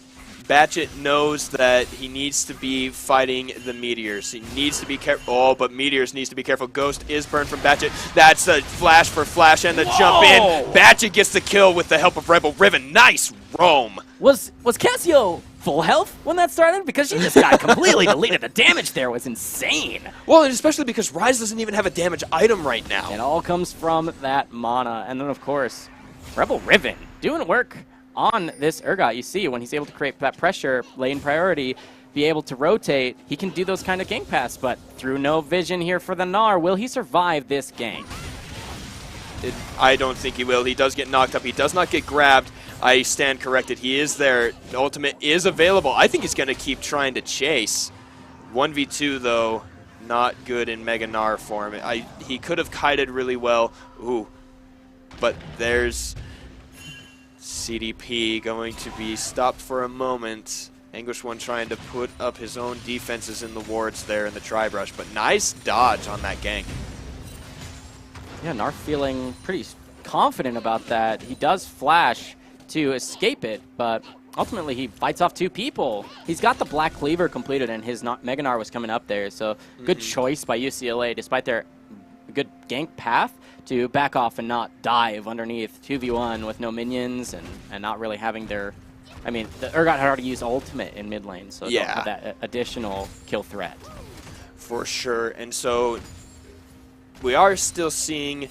It's only a 400 gold advantage for Arizona. They do have that Drake, but doing much better UCLA this time. We're coming up on 15 minutes. That means in only about 13 more, the game game 1 will have ended. So they're a lot closer. And with a 20,000 gold difference, right? Whereas here, it's completely neck and neck. And things are much closer overall in just how the game feels, not just the gold. it's that both these teams go back and forth in these fights, where what used to be the story mid lane for Arizona seems to be in the opposite. Despite the 30 CS deficit here for Batchet, he's set his team up, set the Sejuani up, and she's done the same for him, for them to be able to catch out Meteors, who still doesn't have summoner spells, getting ganked once again. The flash forward into the root, dodging out the first spell from Rebel Ribbon. A great ultimate to stop the dive in there. Rebel Ribbon is in the middle, but the kill onto Rise goes in. Sejuani ult is whiffed. Wallop into the queue. Rebel Ribbon taking a ton of damage. Meteors dealing so much. In comes the cavalry, though. Stand behind me. They are going to get the auto attacks. And the ultimate from the Braum. Gnar is going to go down here with the explosive shot. He actually stays alive. And now the next kill goes on to Kazuku on the Braum. He is going to die. ADC win finally makes it up into the fight. And Arizona have the win in the mid lane. Meteors with a nice petrifying gaze. He ends up stopping on that full aggression, doesn't get tossed back in from Rebel Ribbon, despite that amazing gank path playing around Vision. Able to get that fight to start off really well for UCLA, but they stalled enough for Gnar to show up, who had stacked his bar pretty well, almost completely Mega Gnar when he showed up, tosses them into the turret, into the stun, and despite UCLA's bottom lane showing up first, they aren't able to put the damage through enough onto those tanks. With the DPS just coming through from Meteors, they're going to get a very good rotation here onto the neutral objective of the Herald, which will help them to get even more turrets in their favor. Let's look at what happened mid again. Yeah. So what happened was you get the flash in from Batchet to get the stun, but that comes through. Even with the cleanse not available, you could see he got the nice petrifying gaze, and by that time, Anguish 1 comes in. The Gnar almost mega immediately, and there's the unfortunate miss on the Glacial Prison. So close. Imagine they might have kited back to the turret, I suppose, is what he was trying to predict. They're going to kite back towards the bottom lane that shows up now, and honestly, a beautiful Glacial Fissure knocks them up, and Omiwama Shindero doesn't get the deletion onto Anguish when he backs up, and that forces them to just run away the heal used by Tristana. And you can see off of that push with the Rift Herald, they're going to get top lane in that picture-in-picture and continue that push. And that's going to catapult what was an even gold game into now 2,000 in their favor. Yeah, Arizona picking it right back up where they left off. I don't think this is a good corridor for them right now. UCLA is in a lot of trouble, but that's a good stun into the Realm Warp, but now God the King might be able to get his stun off. Disengage is there. Great fights from Arizona. They want to fight in the river just like last game, and they let the Rift Herald just sit there and wail on that turret. Yeah, trying to take the fights and clear out the minions. That's going to be a teleport from Rebel Ribbon just to show up to an inner turret. The bot lane 2v2 looking to fight each other, knowing that everybody's on the other side of the map. You can imagine that they're going to be looking to take down that turret. That will even do more towards evening up the gold for UCLA if they can get that bottom lane turret that's just so low right now. Yeah. But with Meteors pushing up mid like this, he opens himself up to rotate down. You can see he already right-clicks at least towards there. Excuse the replay overlay. Just swap in between observers there. Not a replay. That was live from bottom lane. You can see they're just trying to keep that alive. CS numbers really close in the bottom lane. All things equal. You can see here, turret's still relatively healthy for UCLA. Yeah, and that's a saving grace right now because they lost their outer turrets on both the other lanes, almost lose the top lane inner turret, and now Arizona really need to defend this one because if the outside track for UCLA, if they get that turret, that means they can roam into the jungle, which means they can get better position against the mid lane turret, which Batchet had advantage at one point. So they need to protect this bottom turret, keep their outer line alive, keep their morale up also. The less you let the enemy team take, the better you feel about your win. Yeah, we could see a fight near the bottom side pretty soon here, despite Baron spawning in 30 seconds. Neither one of these teams has catapulted themselves to the point where they're strong enough to take it. Though you have to keep in mind, Cassiopeia damage onto a Baron can melt that very quickly, even without a Mountain Drake or anything like that. So that's very quick damage onto a single target. I just remembered there was a point I wanted to make way back when the first items were completed. Seraph's Embrace, first item on Meteors, wanting to get that tier stacked all the way done and get the massive shield you can get from the active, whereas Rise had to go for the Abyssal Mask first, getting a little bit more of a defensive start. And so now it's finished on both of them. They both have that Abyssal Mask, and they're going to try and get the tier upgraded here for Rise, but Cassiopeia just so far ahead without needing to buy the boots just puts that item threshold so much further in her favor. It looks like we could have a multi-man fight in the bottom lane. It almost starts off. God the King is right there at the turret, but Sejuani's here. Concussive blows into the Glacial Fissure. He is taking turret aggro. ADC Win is underneath the turret. He does take it down. That's a great ultimate from Cassiopeia. Whoa! And there's a kill for ADC Win. Make that 2. Sorry for the mid laner Meteors. He's going to get 2 and a third. Triple kill for Meteors and the 4th going to ADC Win. Oh my goodness, that looks so bad for ADC Win, getting caught in the front there, pretty much face tanking the entire damage that came through from UCLA, but it was at the goodness, the side! Suppression! Rebel Riven takes out God the King. Thank you very much, I'll eat you for dinner, says Rebel Riven. That's going to be the Urgot. He's trying to keep his team in it, but you can see Meteors, I mentioned he's the one to watch. Look at his performance. I want to get a replay of that Petrifying Gaze from that last little bit in the bottom lane, because not only did it save lives, but it turned things around so beautifully for them on what was, honestly, seeming like a botched dive, a botched engage for Arizona on that bottom end. But in vision here, Meteors might be able to keep Anguished One safe. Yeah, they do. And the biggest part of that bot lane fight, we'll be able to see it when we can pull up that replay. Yeah, here it is. The nerves of steel on ADC Win because he's under the turret, but it's low enough. Yeah, look at ADC Win. He steps for he's taking crits from Jindero to the face, gets low, and then there's the Petrifying Gaze. 4 members, and that's going to be so strong for ADC Win to back up, and then now he gets the reset for his attack speed passive. The dots just coming through root after root after root. The turnaround from ADC Win to follow up the Petrifying Gaze with his own Corrupting Change was just so strong. And of course, during that replay, there was a turret taken on the bottom side of the map finally, for UCLA. They were able to secure the bottom lane. Oh, but the best play. Yeah, oh, the range on that was sick. The max range. And it was mostly blind, too. Yeah, it was. Beautiful shot. Knowing the corridor space. But you can see one turret was picked up by UCLA. On the bottom end there, the last little health of that turret was taken away. And this is turning into similar to the last game. It's not quite at that huge, steep 10,000 gold difference right now. We're only at about 5 or 6. But UCLA is still in this game. They have good team fights. I think they just need to wait out the ultimates, and they need to calm themselves down and take the slightly better fights. Yeah, when Dragon spawns in 10 seconds, it is an Infernal. Petrifying Gaze is available. But ADC Win is down. He is huge. There's a Cataclysm. Not wrong game, sorry. That's the Glacial Fissure is what I meant to say. But Anguished One is dealing so much damage. And now the flash away Kazuku does end up going down. Rebel Riven is there. His ultimate is back up. He does shoot it. He nails it onto Cassiopeia, gets the fear. But now Gnar is really low. He's going to go down. Rebel Riven dealing all the damage onto Scatman. That's a leap forward. Will there be another jump for Omewamu Shinderu?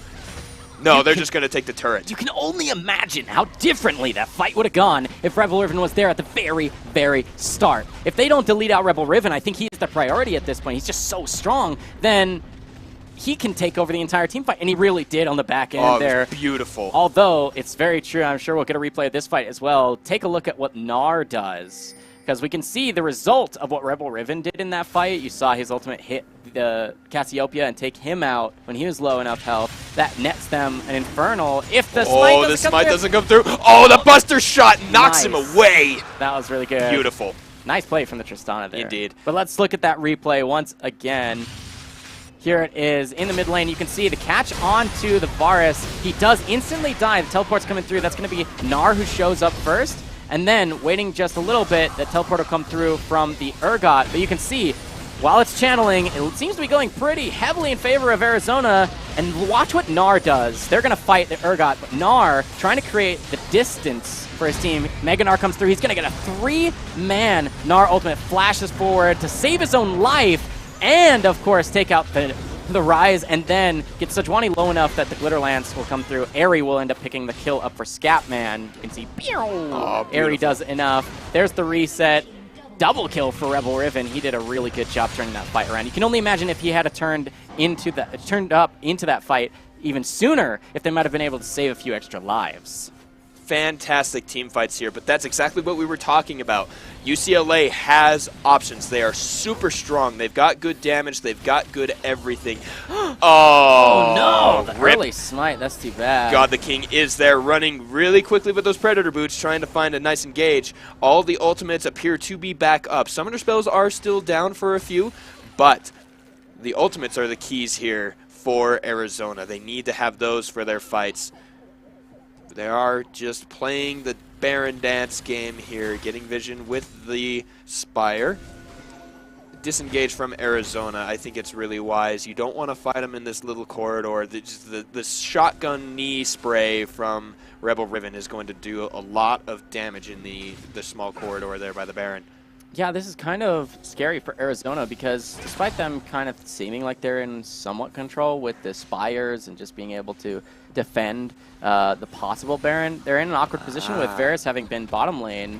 They're able to push they might in. be able to dive this. They want to. Nar? He does not get a chance. There's the ultimate onto Nar. They just dove under that turret with no minions, not even caring. But suddenly Sejuani is going to be picked out. There's the concussive blow started here. That's a stun onto the Skarner. The ultimate from Varus lands, but he gets knocked up too. That's a shield from Lulu, and the disengage is there. Great fight for UCLA. Yeah, they're doing a really good job playing to their strengths. Remember what we talked about in game one? They drafted to the catch one, catch the next, catch the next, catch the next, and they're doing that now. And now they've lessened that gold lead to only about 3,500, and they're able to start up the Baron with vision in their favor. Rebel Riven kind of in an awkward position.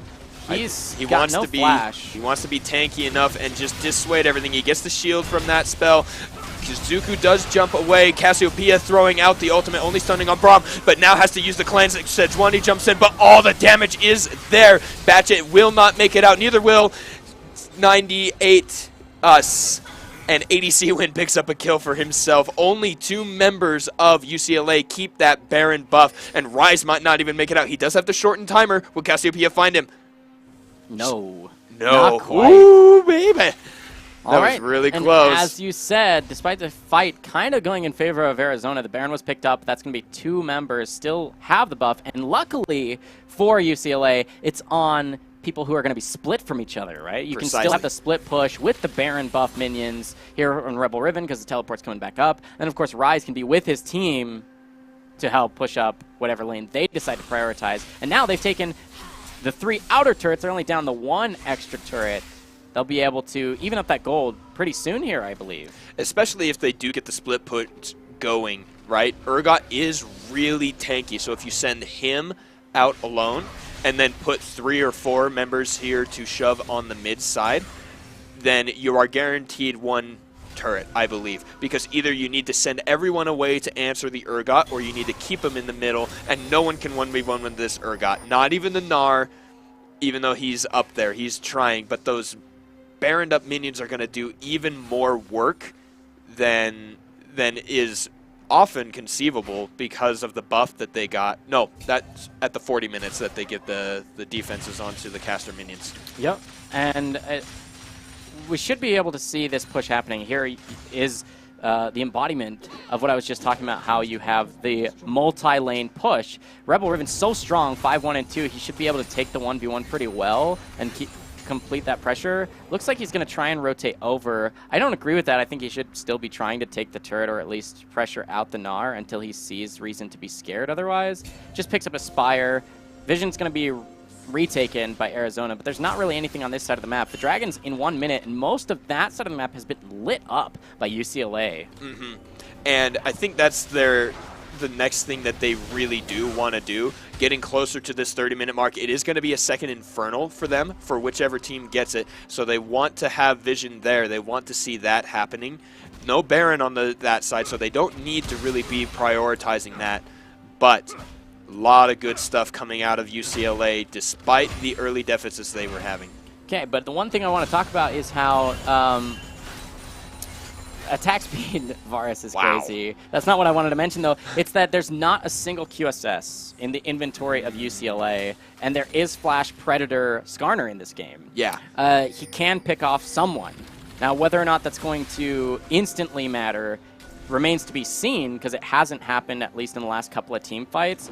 But you imagine that if they grab the priority target who's like down a Flash, say like Batchet here. Cleanse doesn't work on the suppress. There's not really anything other than the QSS that will help you with that. You can use the Glacial Prison to lock down the Skarner, or the Glacial Fissure to knock him up and keep him in place, not get the pull, but a fight breaks out. Now it looks like ADC Win is on the backside. He misses his ultimate, but gets peeled and killed by Tristana and Rebel Riven, and now God the King is being shot back by the Tristana. Gets the second kill of the fight, and the suppress does almost nothing. God the King goes down, a stun onto 3, but Anguish One is going to be the next to go, and here's that Tristana we were talking about being huge for UCLA. Dang, they are scaling that up. I'm just going to go ahead and call him, oh my god, Tristana, because I can't say that name for the life of me. It's just way too crazy and long. But it looks like they are going to push up here. They don't have the Baron buff anymore, but they do have a Cannon Wave, and they have so much damage. It was a five-man win there with only the Lulu alive at the edge there, and she had to flash out herself. Wild Growth wasn't enough to save that Varus' life. He got destroyed on the edge of that fight, caught out of position. They flashed right on top of him. You can see they're going to disengage here, use the Realm Warp. Rebel Riven just going to waddle his way to the team. Rip. Might go top lane, just pick up farm, because he's like, fine, I didn't want to go with you anyway. And they're right back onto that Infernal Drake. They're nice second out of the 3 that have spawned so far. The next dragon will be the first Elder on the map, and that'll spawn in a while. Let's see. Taking stock across the map, top lane difference in favor of UCLA, bottom lane in favor of Arizona, mid lane in favor of Arizona, jungle pretty dang close. But you can see the support items have been doing work for UCLA, keeping them alive. When there's all that extra damage that Arizona hopes to have as DPS, that means it's very predictable damage. You throw that locket down, you keep everybody really healthy and safe, and he's been using it very properly. And there's your QSS. That is the 5th item. Oh, but he's got to be careful. God the King got the speed up there. That is terrifying. Righteous Glory Predator Skarner is freaking scary. And finally answered the QSS bot off of that push. The gold that they got off of that little trades on the maps will net the what looks to be the QSS for Tristana, and possibly one coming there for the Rise. He does have a Spectre's Cowl. I imagine he's going to be building that into the Adaptive Helm as well, but I think you stop to build your own QSS rather than building those 2 parts into the Adaptive. I think you're surviving long enough that you don't want to be the one who gets picked off. You want to be able to at least deal some of your damage, even if it means you die to the bonus damage that you're just going to take because you don't have Adaptive Helm. If that's true, you still want to survive long enough to at least put out your full rotation or 2. Looks like red buff going to go over here to Rebel Riven, kind of trolling each other. Yeah, it should be on Rebel Riven. He is dealing so much damage. He's 6-1 with 5 assists, doing very well on this Urgot. And now the chase might begin here. God the King trying to clear out some vision with the help of meteors. Picked up the Banshee's Veil, a very wise choice here. Yep. I think that's a really smart choice for Meteors to make sure that he, much like the QSS builds on multiple members in this game, is to make sure that they're not the ones who get caught out. You do have Cleanse if you're this Cassiopeia, but you don't want to be the one who just instantly gets caught out. You use the Cleanse in a team fight when you can't just have the Banshees block something important. Ooh, there's some decent damage getting the stun and a couple little bits of poke, but as we talked about, that Braum is tanky. Predator is proc. No, it was just a Spire speed up. My apologies there. He's so fast on this champion, though. He should be able to catch whoever he wants to catch. It's just a matter of whether or not that catch makes the difference. Speaking of a catch, Scatman down to 60% health. Yeah, a couple auto attacks there from the Tristana, just nailing that down. But now they've got to be really careful here. Arizona is in place to try and do a steal. They've got some vision to stop it out. But Gnar is coming in. Blue team does secure that Baron. There's a dodge forward. Ultimate from Sejuani gets God the King. They're going to jump in. They're going to deal a lot of damage, but Cassiopeia gets a great ultimate. So does Rebel Riven, gets the fear. And now Rise and Tristana are just dealing so much damage. Rebel Riven is face tanking 4 of them. But now Ome Shindaru, I can't even keep trying. That last auto attack does not get the kill, but it does on Gnar. Grounded effect onto the UCLA bot and mid laner, and they might be able to just push in. Ome Tristandaru here on the 80 carry. Doing work. You saw the crits come through. Oh, but the butt almost side. completely deleting the Tristana as soon as she stepped in range of that rapid fire cannon. Was just enough with the red buff, of course, that now has timed out. Do the work. Tristana carrying the backline of that fight. The grounded that was there from the miasma from Meteors in the beginning of that fight. We'll watch the replay in just a moment. You'll see that it makes the difference in them not actually getting completely wiped. What seemed to be a decent turnaround. Let's get that replay on your screen as they're defending the base. Okay, so nice catch onto the Skarner. They're going to try and turn this around, but the Unbreakable wasn't available because it was just used. A couple members instantly deleted by the front end there because the great petrifying gaze, but the fear comes through, making the DPS stops for a moment. You can see Tristana's damage onto Scatman is enough with that range, but here's the grounded I was mentioning. The miasma in that corridor means that you can't chase until now. With the auto attack comes through, 500 damage crits will be enough to do it. One in magic, one in physical damage. The flash forward going to be enough. The auto attack wasn't enough to follow Meteors and get that really close from Shinderu. Whatever. Tristana. Omewamu Shinderu. Now that I've been reading it for the last 20 seconds while you were explaining that. Actually, even the way I've been pronouncing it, the way we've been pronouncing it, Twitch chat tells me isn't even correct anyway, and I can't even keep up. All right, you know what? Shinderu. You know what? Let's call him Ome. Even that isn't. It's What? supposed to be Omai something. I'm not even going to scroll up to find it. But All right, It's but a complicated name for someone who's doing amazing right now on this Tristana pick, carrying his team to victory. Honestly, team play here has been perfect.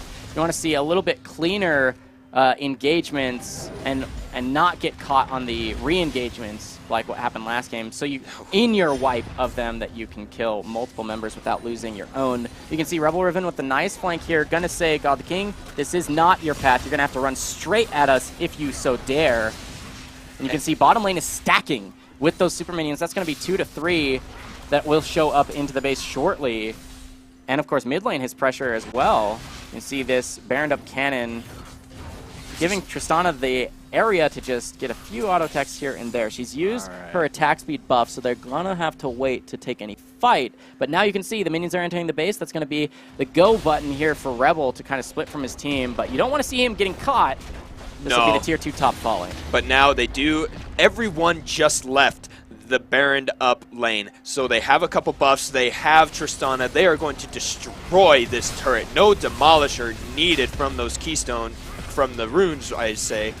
And now it looks like God the King might be caught again. Look at all that damage. Rebel Riven might get the snipe. No, a nice block from the Anguished One. And now third inhibitor is in trouble. Second one up on the top side. It needs one more hit. The ultimate is not useful from Meteors now. Third inhibitor going to go down. That is double mega minions in the base of Arizona. And if you're UCLA, you just back off now. You go and get that Elder to stack up your triple elemental to give yourself the push power to take this last and final fight. Even though you did get some key spells and you probably had a good fight coming your way, you know, you missed their petrifying gaze. You had no flash on God the King here on the Skarner to try and start that fight off well or re-continue it. But what happens here is they're going to be able to get this Elder. They should be able to base, get their items, elixirs maybe if they should so choose. And off of the back end of this, unless they fight right now. I don't think that's a good idea. Using all of that, the flash forward for the Glacial Fissure and a flash forward for Sejuani. All the ultimates are out, but there is so much damage coming out of UCLA. ADC win is going to be the next target. Tristana jumps in and gets that kill. Now fighting onto the Anguished One. Meteors is in the back, but DPSing him down. Shinderu dies to the Gnar, but now Gnar is all alone. That so far is a 4-for-2 trade. Ooh. And oh, the Realm Warp, Batchet doing very well. The flashes are whiffed, but Anguished One has no chance. 1v3, maybe he does in the Mega Gnar form. Rebel Riven trying to do his best. That's a great Gnar, getting 3 of them in, but the shutdown comes in for Batchet on the rise. There are 20 seconds left on the death timers, only 10 on Scatman, but he can't stop it. The Mega Minions are there, the 3 heroes are there, and they are going to take down the Nexus to throw us into game number 3. Yes, it will. A convincing 40-minute snowballing victory. Not quite the 20,000 gold lead we saw, but enough to do it. We're going to get one quick replay of that last fight. The flashes forward are going to come through. You can see, there it is, the Glacial Fissure sets up the Glacial Prison, and you can see the knee shotgun is just melting the front line. Tristana's going to jump into 3 carries, essentially. Gets immediately half health, and then going to reset to try and be safe on the other side. But Anguish going to have his hop ready. He's going to chase onto Tristana while his team is taking down the back end there. Skarner finally falls, but Tristana gets hit, and that's going to be the cleanup. That grab was sick. Yes, it was, and that's going to be Realm Warp. it. Realm Warp. And then, of course, Rebel Riven going to showcase his mechanical skill, the flashes, and that'll end it for us. Yes, Game 2 goes in favor of UCLA, tying it up at 1-1, going to take us to Game 3. Really exciting to see UCLA bouncing back in full force, taking themselves a win with that nice draft. The adaptations were enough to make the difference. Showing their stuff here. First game they're on the stream against Arizona that we've seen before. They're just like, doesn't matter, man. Here we are a competitor, we are a strong team, and despite Game 1 going very, very far in your way, we are going to fight you and we are going to take our own win. Yep. Fantastic. Yeah, ADC win, not going to bring that for his team. No, not this time. Not necessarily his own fault or anything like that. It kind of was really just a 5v5. Everybody doing their job for UCLA and bringing out the win. That's going to do it for this game. We're going to get into Game 3 shortly. We're going to take a quick break, but we hope you join us for Game 3 between UCLA and Arizona. 5-minute break right now. We'll see you in just a few.